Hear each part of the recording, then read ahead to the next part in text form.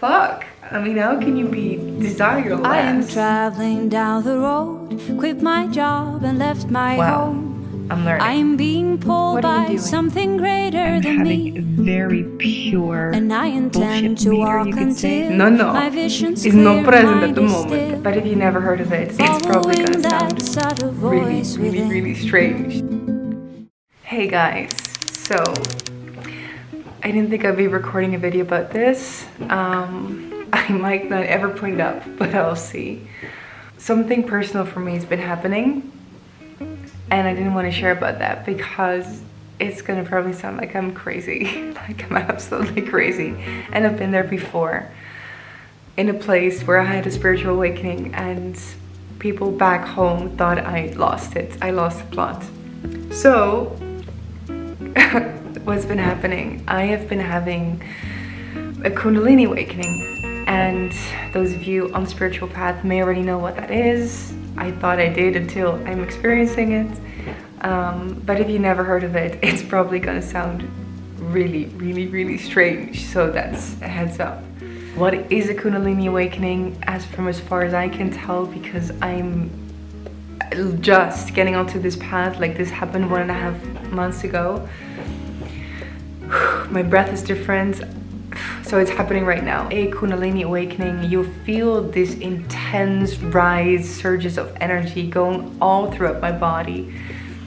The ego dissolves. I don't exist in this moment. And I know this is gonna sound so freaky for those of you who are not so spiritual, but the whole identity kind of dissolves.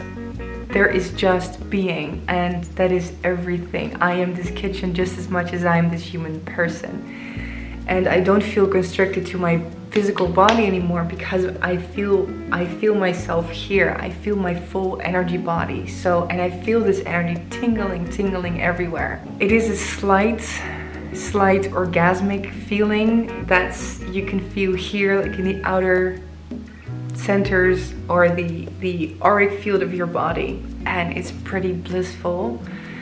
My mind doesn't work in the same way. So for example, it can't do linear thinking in this way. Those of you who are on the spiritual path know that time doesn't exist and that time is an illusion. Well, in this state, there simply is nothing else than a now.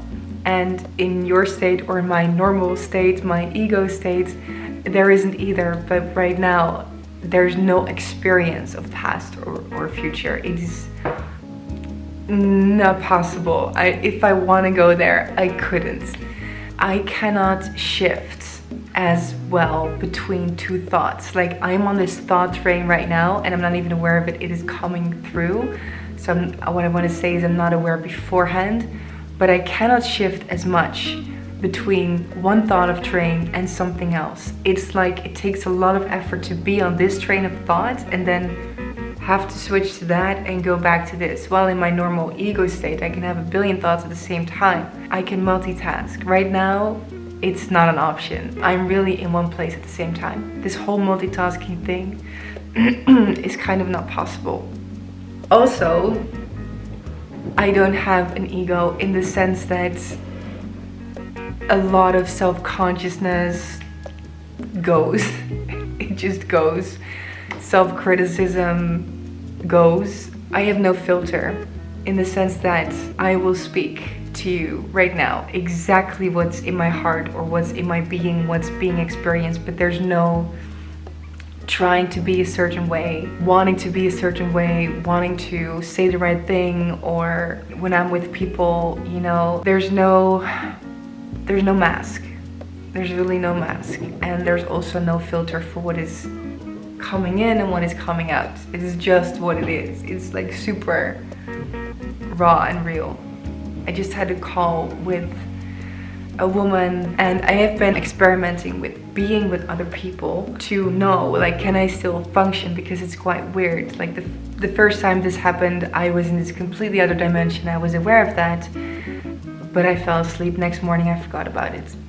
Then it happened again during a workshop that I was teaching, And at that moment, Nick was teaching, so I was listening and I was being in the group, and I felt that same energy rise. I felt it in my heart, my breathing changes, my mouth gets really thirsty. This energy starts to tingle everywhere. It feels like I'm being lifted up. It's like I am everything, but if you would to pinpoint me down, I would be this ball of energy that is trying to expand, or that is expanding my body. So it's like I'm floating a little bit, but I can also feel very rooted with my feet down. So that happened, and I still had to finish the workshop, and I could function in a normal way to do that. But what happened then is I was saying everyone goodbye and giving them hugs. I was seeing their past lives or other lives, because again, there's no time, so there's only other lives. Every other life is happening in the now moment at the same time, and this is why you can connect with your future self, your past self right now, and you can influence their lives and thereby influencing the timeline that you're on. And it was quite interesting. And yeah, ever since, this has been happening every now and then, that it spontaneously awakens, the energy starts to rise. It feels very similar to being on drugs. All sensations are heightened, like music and food and taste and touch, and everything is so much more sensitive. Like if I would eat something really tasty right now, it's an all full-blown experience. It's a full power experience. Boom! From eating that piece of food. Well, imagine what sex feels like in this state. So it's pretty amazing, at the same time a bit confusing, because you don't really function in a normal way. And I wonder if I come across very different to you right now than when I normally make videos. Maybe the fact that I just can't stop laughing gives something away, but I really feel different. And at the same time I don't, because at the same time this feels like a very natural state. The whole ego and my ego and all of her patterns become so apparent and obvious and unnatural, and it's more when I'm doing things that I've always been doing in a certain way, patterning, programming. Then in this state I'm doing that same thing. It could be a habit of routine, but it could be the same kind of talk that I'm having with a person. Then I notice that the routine, the pattern cannot really play out anymore. It is non-existent, and if it is existent enough to come back and wants to come out and play, then there's such awareness of that pattern, and it's like almost impossible, because it feels unpure, because it's not inspired in the moment. It is not freely living in the moment. Also, when it's some of these patterns, anything along the lines of inauthenticity, dishonesty, faking, judging, if anything along those lines present itself, it is just not possible. It's very weird. I can judge even if I want to. I can't. I can only be in the present moment and either be fully present with the conversation at hand, like I am now present with this conversation you and I having, or in that conversation with them I can be fully present with my thoughts, but not at the same time. So yeah, it's the first time that I took the camera out and thought maybe I should start recording, because I'm not quite sure if this is true. That was my ego still coming through. See, can lie, can hide this bullshit. I think this is happening because I think this is calling for me to make videos on multidimensionality. I think this is happening because at one point I will be channeling some guides. I might be already, or I'm channeling my higher self or a source. I don't really know because I haven't asked the question yet. Yeah, guys, I know that. Thank you. Anyway, I remember sitting down to meditate because I felt the calling to channel, to bring forth messages, as I did, I think about a year ago. A very strong message came through for the collective about the shift from the third to the fifth dimension that we're making. I put that video out on my Instagram, I think. Hey guys, so a message came through and I was being guided to bring it forth. So here it is, and please know it's not my words, it's coming through and it wants to be shared.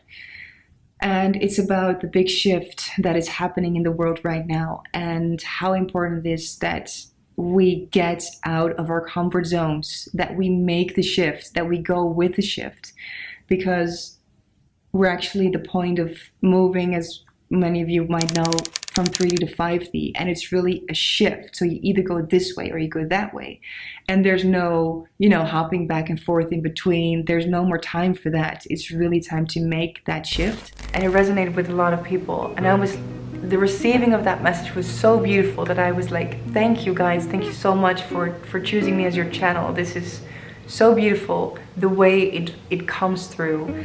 But after then, I haven't really opened myself much to it.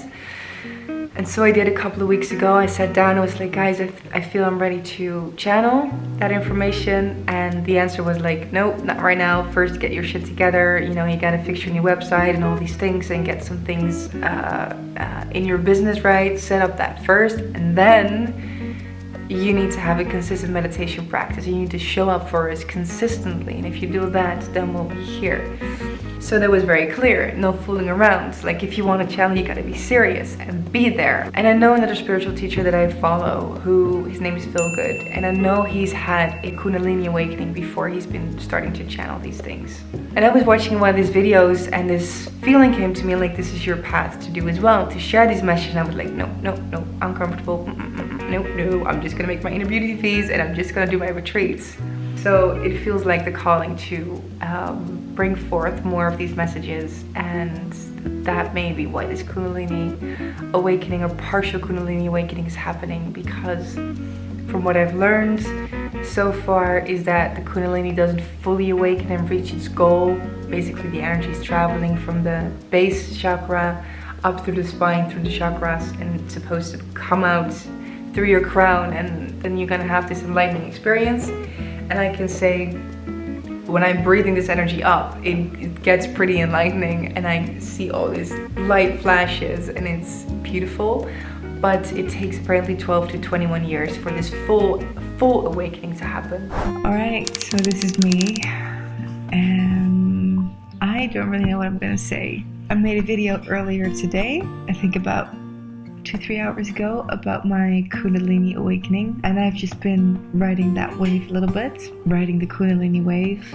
What I'm really loving is that I'm having a very pure bullshit meter, you could say. Like, that doesn't do it, dat doet het geen eer aan. I can sense the purity in something very, very easily. So when I'm, for example, the last hour, I think I've been scrolling through Instagram and watching some videos that other teachers or influencers post, and it is so clear, like crystal clear, who is crystal clear and who is pure and who is truly on it and who's not, and who is still looking a bit. It's like I can see the energy of it. Like, I can see, like, this is pure, this is clean information, this is true, this is clean. It's about cleanliness. And when there's not, I can, like, see in the energy someone's individual process that is contained in a post or contained in a text or a video. And I'm sure this applies to some of my stuff as well, and I haven't looked into that yet. But yeah, this very precise awareness of truth, I love that. Like, this is really, really nice. And it's like nothing will get through the bullshit wall. So yeah, that's something else I was noticing, or I am noticing, with this Kundalini, and the energy is now faded a little bit. It's now a bit more softer, bit more integrated, you could say.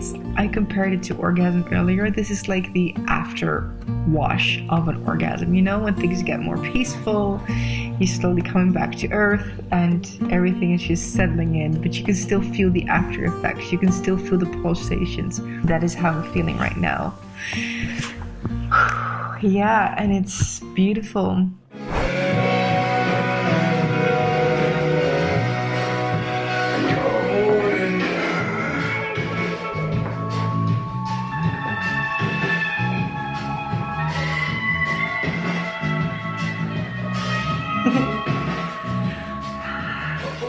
I just forgot. I didn't finish up my story of yesterday, of the workshop and me being in my Kundalini state.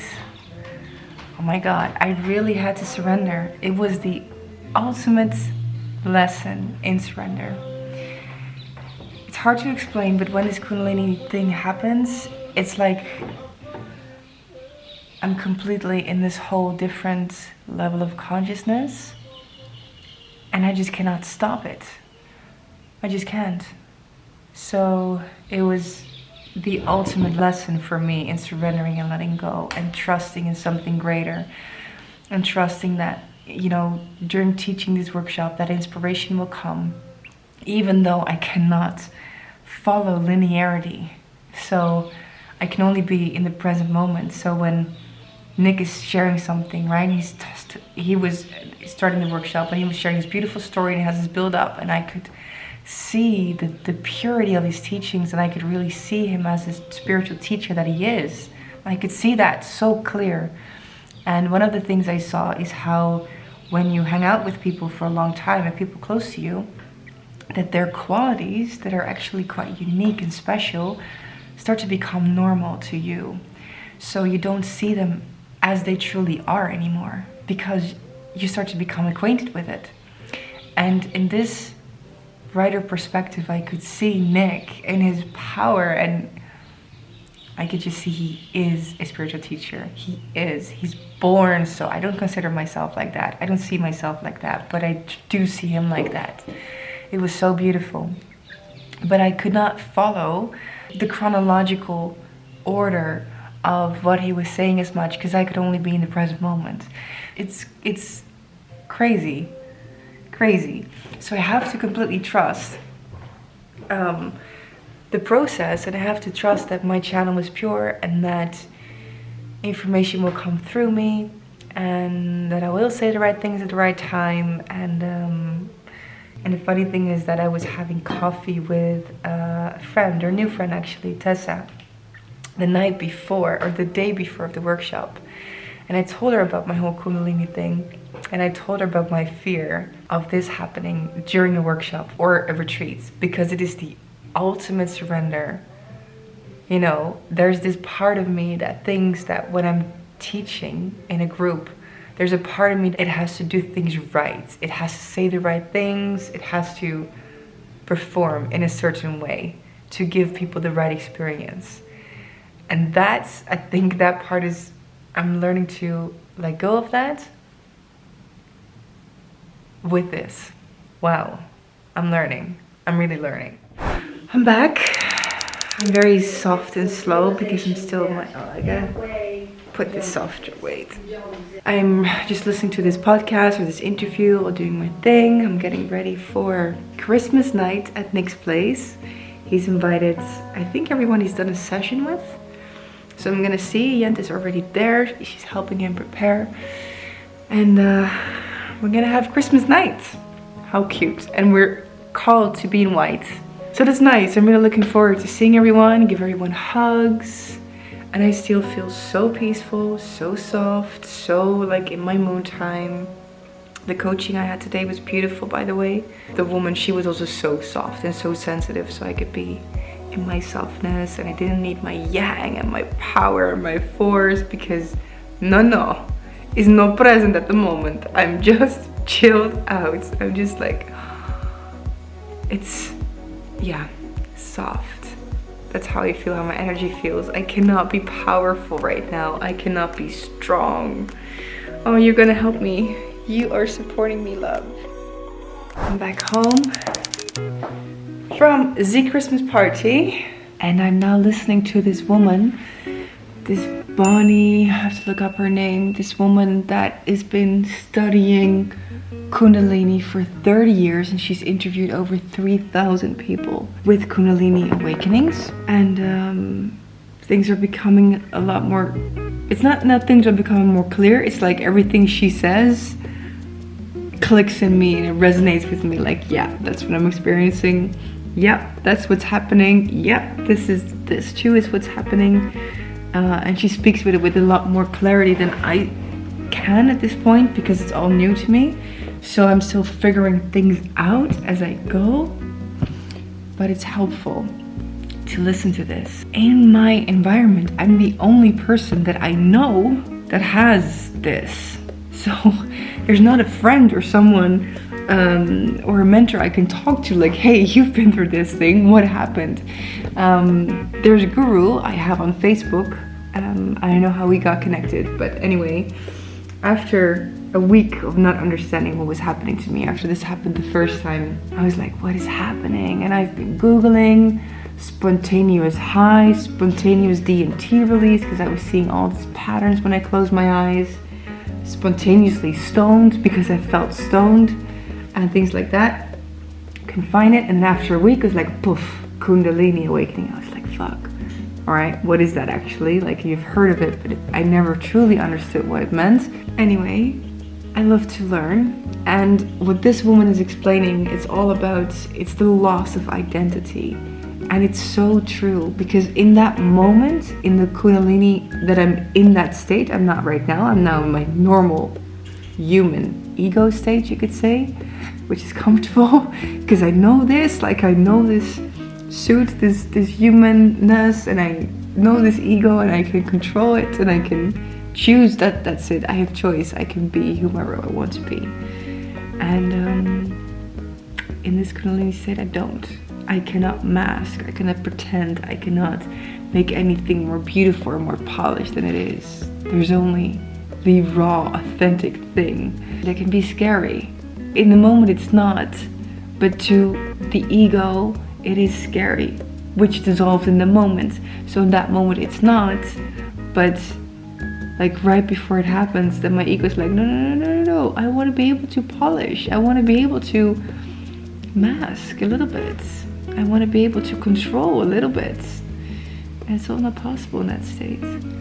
So I asked Jente and Nick if they noticed something about me in the workshop, and Jente noticed something, but she didn't understand what it was. And then after I explained to her what was happening, she was like, oh no, I get it. But maybe I was a bit less smiling, or a bit less, the way I said to her, I'm not as much conscious of how I come across to the group. So I may not be smiling as much. I may not be as, putting on a show a little bit, because I can't. This whole thing of trying to please a group, or trying to please with someone, or trying to conform to someone else's ideal of you, that's not possible. And I know that I can do that with my ego state. I probably do that in the group as well. I think not so much when I'm teaching. I know I have these moments of very clearness, that's pure, that's unclouded. But I know there's also moments that I am clouded in that, and I can allow that ego part to I don't know, maybe smile a bit more, maybe do this a bit more. All of that is just in that state. No, it's just rawness. So maybe less smiling, there'll be just more this, probably. And then there's also moments there's just gonna be this bliss, like the blissed out state. Anyway, it's time to sleep. Tomorrow I have another private retreat with Tineke, who was here a week ago, 1.5 weeks ago, or 2 weeks ago. We did a private retreat. I really look forward to that. So it's really bedtime for me, because I'm tired. So I'm gonna sleep. See ya, maybe tomorrow. What are you doing? Huh? I'm not giving you enough love. This is her wild state. When that tail is going like that, she's on fire. Oh, but you look so cute.